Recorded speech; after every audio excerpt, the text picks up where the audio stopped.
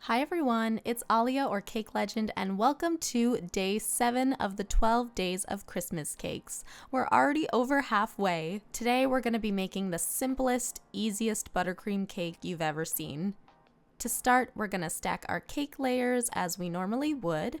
I have some chocolate 4-inch cakes here and I'm just doing one layer of chocolate ganache in the middle. If you'd like to watch a tutorial on how to stack a cake without using a turntable, you can find it in the top right-hand corner. But I just stacked my cake as I normally do and put it in the fridge to chill before taking it out to do a crumb coat.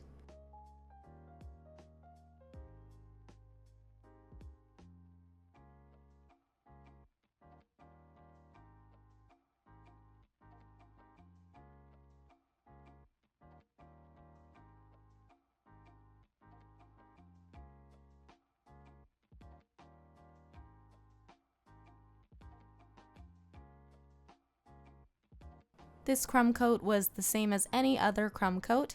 I just like to use a piping bag to help it go by faster and go a little smoother. But if crumb coats aren't your thing, you can even skip this step. I actually have a tutorial on how to skip the crumb coat, which you can also find in the top right-hand corner.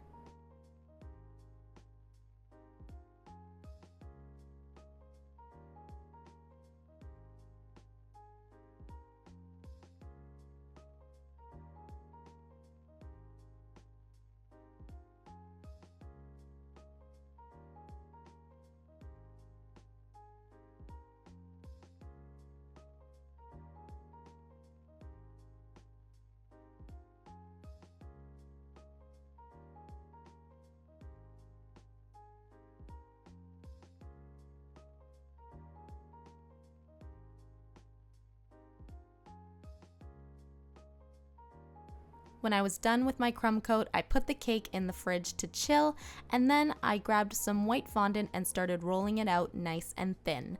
This is so that we can create our snowflakes. I bought these Snowflake Punches on Amazon and used them to cut out various different sizes. Using a fondant punch is super easy. Like I said, you just roll out your fondant really nice and thin, and then you just stick your punch in the fondant and punch it out. I put these aside to dry before going back to the cake. I wanted to mask this cake in some nice light blue buttercream, a very cool icy tone. So I used some royal blue food coloring to dye my buttercream. Then I grabbed my crumb-coated cake from the fridge and began to mask it. Just a regular smooth finish on the top and sides.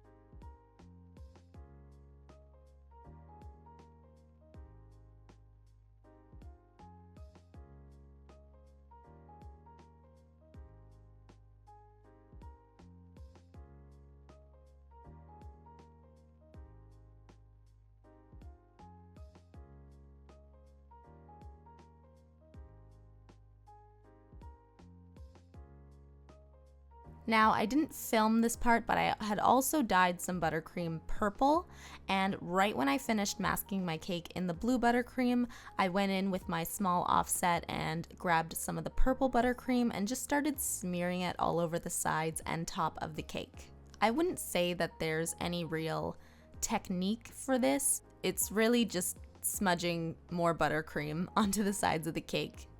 This color combo was reminding me of the movie Frozen, which I love, so I was very happy so far.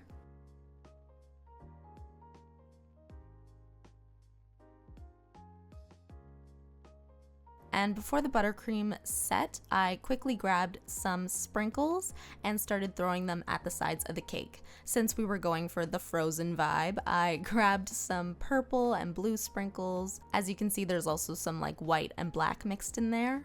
And I thought it really all went well together. I wanted to scatter these around the sides, but keep them in like little sections. As you can see, there'll be like a section with a lot of sprinkles and then one that's like a little more bare, and then another section with a lot of sprinkles. This was another cake design that I was just doing on the spot, so this is what I came up with, and I think it was going pretty well so far.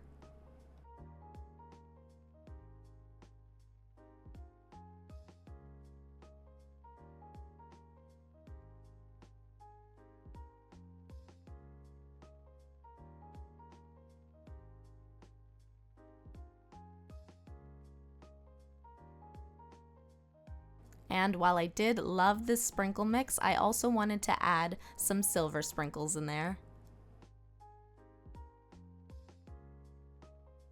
Next, it was time to decorate the top, so I grabbed this Wilton 2D tip and I put it into a piping bag with all my leftover purple and blue buttercream. I just put both colors into the bag so that the swirls would be two-toned, and I started piping 8 swirls on top of the cake. And as you'll see, I had just barely enough buttercream to get all 8 of these swirls on there. Before the buttercream set, again, I put the same sprinkles on top of the cake.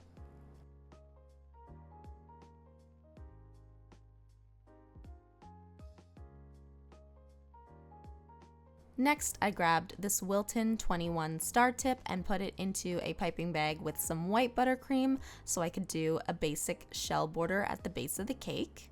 This is done by squeezing and then letting off the pressure as you come to the end of your little shell. And then to finish the cake, I grabbed those dried snowflakes that we made earlier and started attaching them to the side of the cake, kind of moving up from the bottom left to the top right corner.